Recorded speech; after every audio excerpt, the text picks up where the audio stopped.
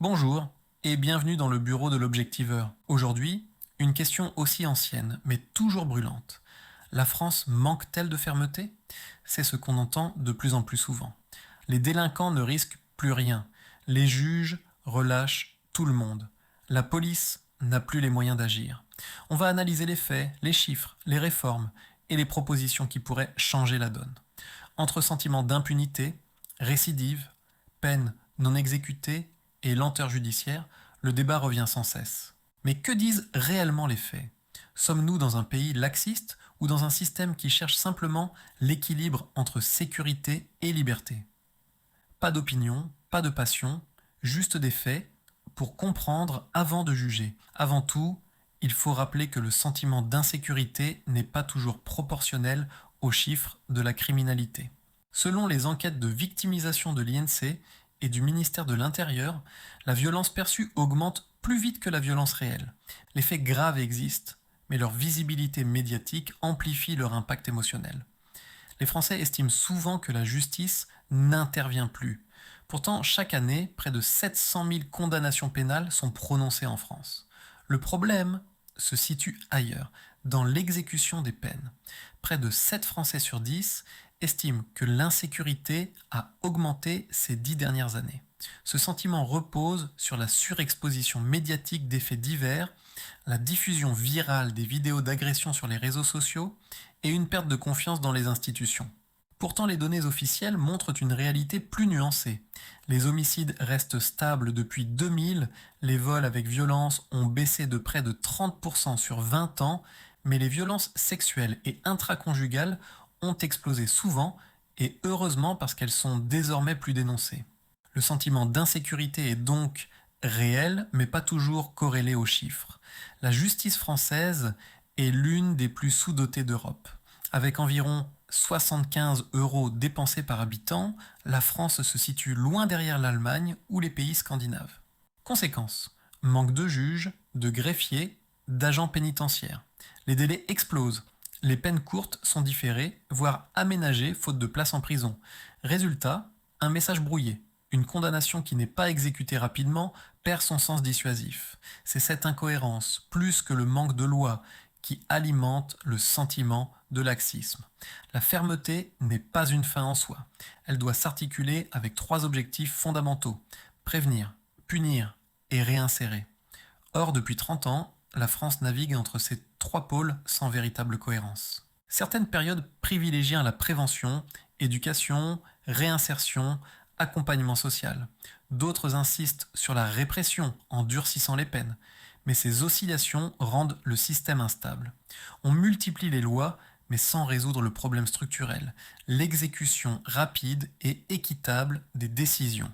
Chaque année, des dizaines de milliers de peines de prison ferme ne sont pas appliquées immédiatement. Pourquoi? Parce que les prisons manquent de places, avec plus de 75 000 détenus pour environ 61 000 places. Parce que l'administration pénitentiaire doit prioriser les plus dangereux. Et parce qu'une partie des peines est aménagée pour éviter la surpopulation carcérale. Ce n'est donc pas une absence de fermeté sur le papier, mais une incapacité logistique. Une justice ferme sans moyens d'application devient purement symbolique. Faut-il construire toujours plus de prisons? Peut-être, mais ce n'est pas la seule solution. C'est ici qu'entre en jeu une idée rarement évoquée: hiérarchiser réellement les peines selon la gravité des délits et introduire plus de flexibilité pour les infractions mineures. Pour les délits mineurs, on pourrait envisager une liberté sous caution. Cette mesure responsabiliserait les auteurs tout en allégeant la pression sur les établissements pénitentiaires. Celui qui respecte ses obligations récupère sa caution. Celui qui récidive ou ne se présente pas la perd. C'est un mécanisme de contrainte douce, inspiré de pratiques déjà testées dans certains pays anglo-saxons. Pour les délits aggravés ou violents, la logique doit être différente. Application immédiate de la peine. Zéro report pour les crimes de sang, les agressions graves, les violences conjugales ou les trafics organisés. Une séparation stricte entre peines légères et lourdes, pour garantir la lisibilité du message pénal. En clair, fermeté ciblée, humanité mesurée.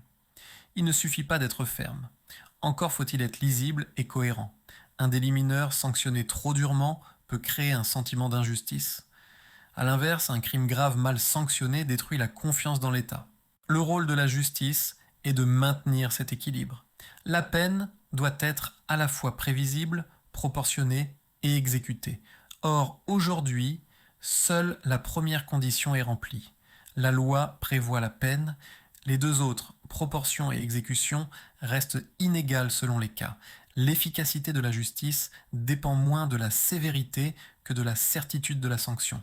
Une peine légère mais systématiquement appliquée dissuade plus qu'une peine lourde rarement exécutée. C'est ce qu'ont montré plusieurs études de criminologie comparée. Autrement dit, la prévisibilité compte plus que la violence punitive. Un système cohérent, rapide et transparent renforce la confiance publique. Si la France peine à incarner cette fermeté, c'est aussi pour des raisons structurelles, une bureaucratie lente, avec des procédures complexes et des recours multiples, un manque de coordination entre police, parquet et administration pénitentiaire, une tension constante entre liberté individuelle et ordre public.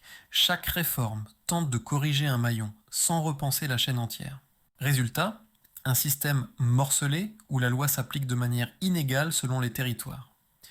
La question de la fermeté n'est pas seulement pénale, c'est une question philosophique. Faut-il accepter de restreindre certaines libertés pour renforcer la sécurité collective ou placer la limite entre la protection de tous et la liberté de chacun? La France, marquée par une tradition de droits individuels forts, hésite toujours à franchir cette ligne. Mais un État qui n'assure plus la sécurité des siens perd peu à peu sa légitimité. La fermeté républicaine, c'est donc le juste usage de la contrainte au service du bien commun. Dans certains pays européens, la fermeté n'est pas synonyme de brutalité. En Suède, les peines sont plus courtes mais exécutées immédiatement. En Allemagne, les prisons sont moins surpeuplées car les aménagements de peine sont appliqués tôt et contrôlés rigoureusement. Au Royaume-Uni, le recours à la caution est courant mais accompagné d'un suivi strict et d'une forte responsabilisation des justiciables.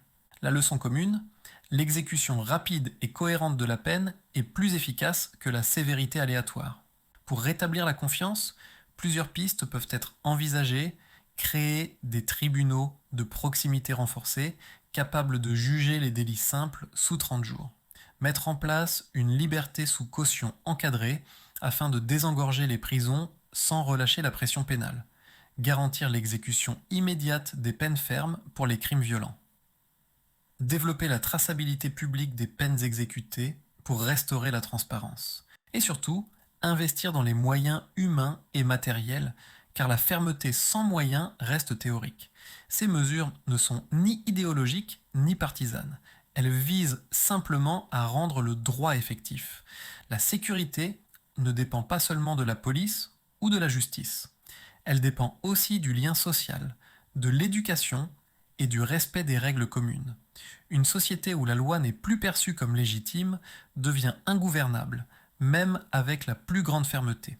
Ainsi, le vrai défi n'est pas seulement de punir mieux, mais de réconcilier les citoyens avec leur justice. Alors, la France manque-t-elle de fermeté?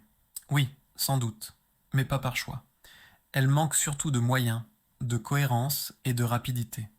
Une justice ferme n'est pas une justice dure, c'est une justice claire, prévisible et appliquée. Le courage politique consistera à concilier humanité et autorité, liberté et responsabilité, sans céder ni à la faiblesse ni à la démagogie punitive. Merci d'avoir suivi cet épisode de l'Objectiveur. Si vous appréciez cette approche factuelle et sans parti pris, surtout n'hésitez pas, laissez vos réflexions en commentaire. Pensez-vous que la France soit trop clémente ou simplement mal organisée? N'oubliez pas de vous abonner, de liker et d'activer la cloche pour ne rien manquer. À très bientôt pour un nouvel épisode de l'Objectiveur.